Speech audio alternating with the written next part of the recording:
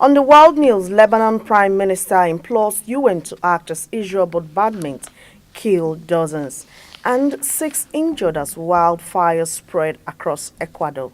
This is the world news. Good afternoon. Thanks for joining us on the world news on Providence Television International. My name is Edna Caesar Garrick. The details. Lebanese Prime Minister Najib Mikati has implored members of the UN Security Council to act as Israel's bombardment of his country has now killed at least 620 people in 3 days since Monday. An urgent meeting of the Security Council was called on Wednesday by France, with the French Foreign Minister taking the opportunity to unveil efforts with the United States to reach a temporary pause in fighting between Israel and Hezbollah.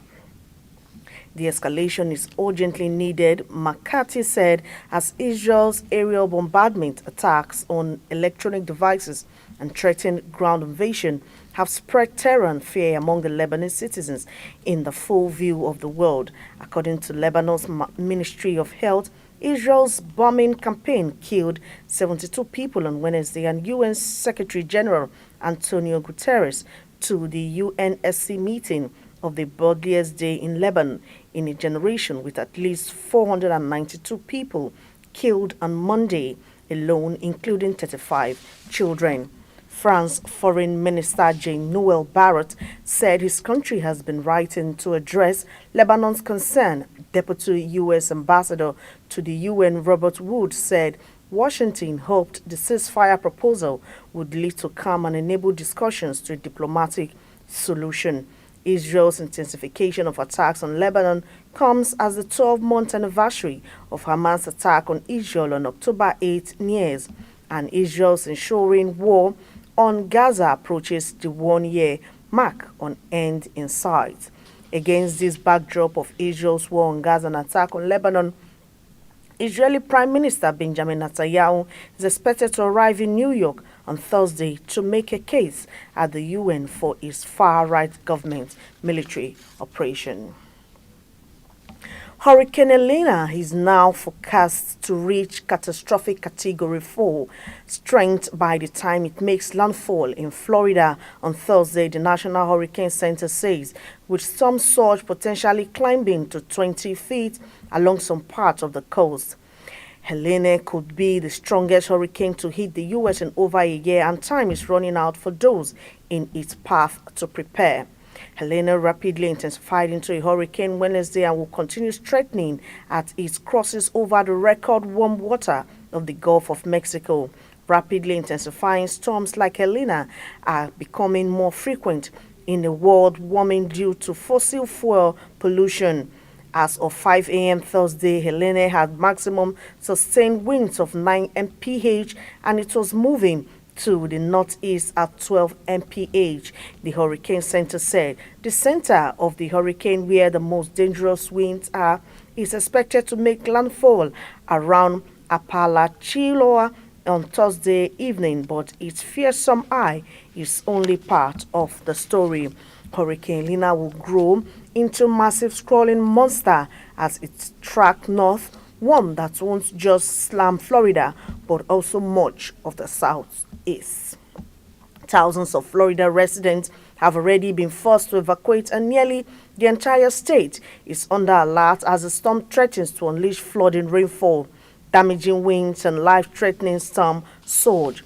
The hurricane unleashed its fury in part of Mexico's Yucatan Peninsula and Cuba. Flooding rainfall plunged cars underwater in parts of Mexico's state of Quintana Roo, while powerful ocean waves pounded the coastline. Helene's strong wind also knocked out power to more than 50,000 people in western Cuba's province of Pinar del Rio. Firefighters in Ecuador are working to contain a number of wildfires outside the country's capital as several South American nations struggle with the effects of widespread drought and record-setting blazes. Quito was blanketed in smoke and ash on Wednesday as some 2,000 firefighters, rescue workers and members of the military worked to evacuate evacuate residents and push back the flames. At least 6 injuries have been reported so far. Record-setting blazes have taken out in countries across South America, including Brazil, Colombia, Venezuela, Bolivia, and Peru, as the region has been hit by severe drought. In a post, Quito's fire department said it was dropping water on the blazes to try to help firefighters working to contain the flames. The depth also urged residents to avoid flying drones, burning trash, and taking any other action that could start fire or complicate firefighting efforts. Ecuador is facing its worst drought in more than 60 years, and the wildfire have underscored the heightened vulnerability many actions are experiencing under extreme weather conditions fueled by climate change. Earlier this month, Brazil's Space Research Agency said it has recorded 3,446 112 fire hotspots across South America so far this year, the highest number since the data series began in 1998. In Peru, the government last week declared a state of emergency in several provinces affected by wildfire, and Brazilian energy authorities announced they could support the reimposition of daylight savings time as drought threatened the country's hydroelectric power generation. If you are just joining us, this is the World News on Providence Television International.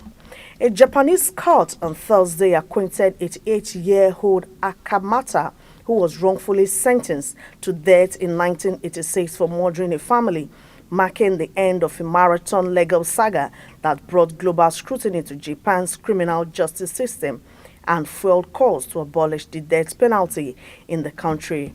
Reports say Judge Kone Sunieshi of the Shinkoka District Court ruled the blood-stained clothing which was used to convict Hakamata was planted long after the murders.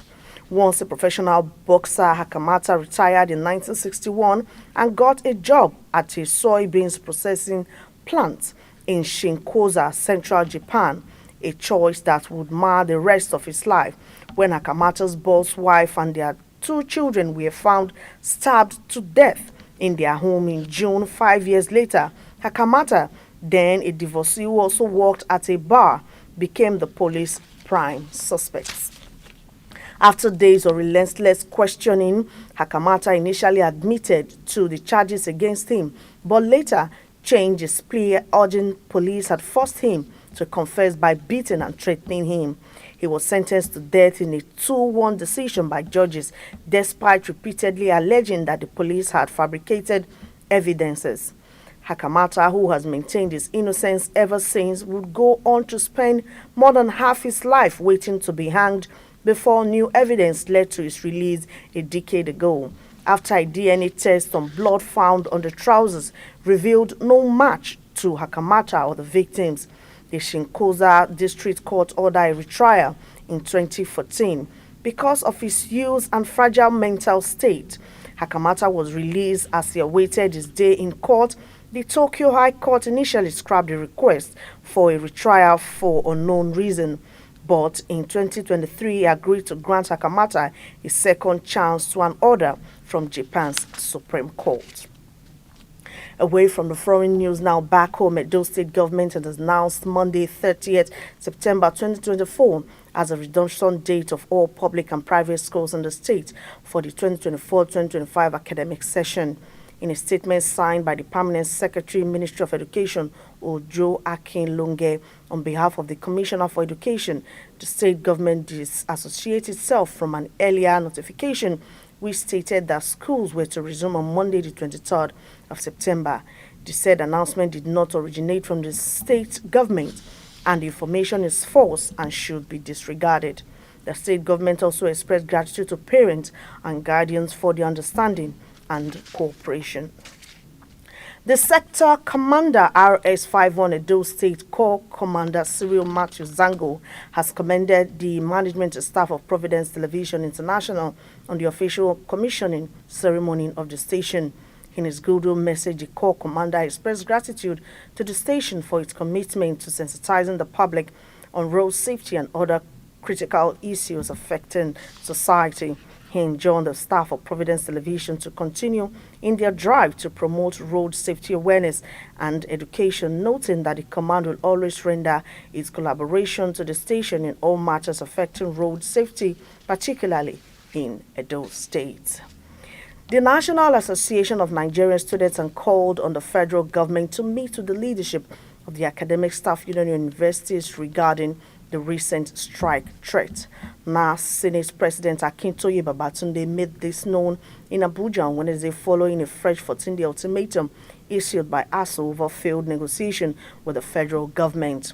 ASU gave the federal government a 14-day ultimatum to resolve several lingering issues, seeking the conclusion of the renegotiation of the 2009 federal government ASU agreement based on the NIMI Bridge Draft Agreement of 2021.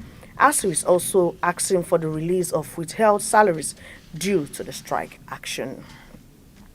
The federal government has approved the increase of core members' monthly allowance to 77,000 with effect from July 2024.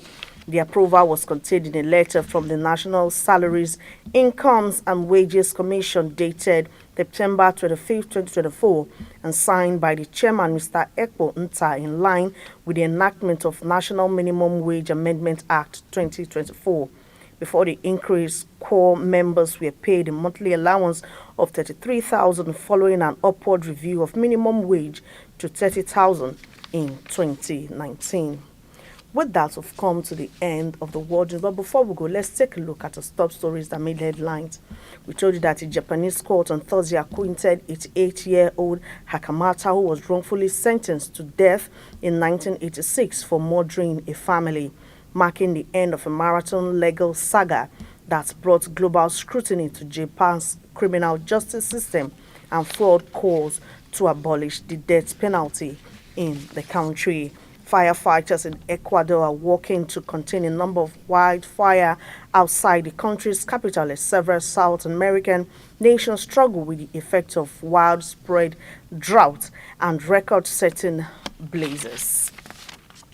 Hurricane Helene is now forecast to reach catastrophic Category 4 strength by the time it makes landfall in Florida. On Thursday, the National Hurricane Center says with storm surge potentially climbing to 20 feet along some parts of the coast, Helene could be the strongest hurricane to hit the U.S. in over a year, and time is running out for those in its path to prepare.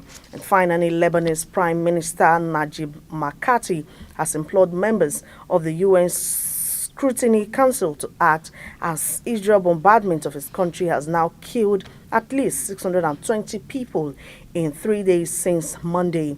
An urgent meeting of the Security Council was called on Wednesday by France, with the French Foreign Minister taking the opportunity to unveil efforts with the United States to reach a temporary pause in fighting between Israel and Hezbollah. That's our package. Thanks for watching. Edna Garrick is my name. Good afternoon.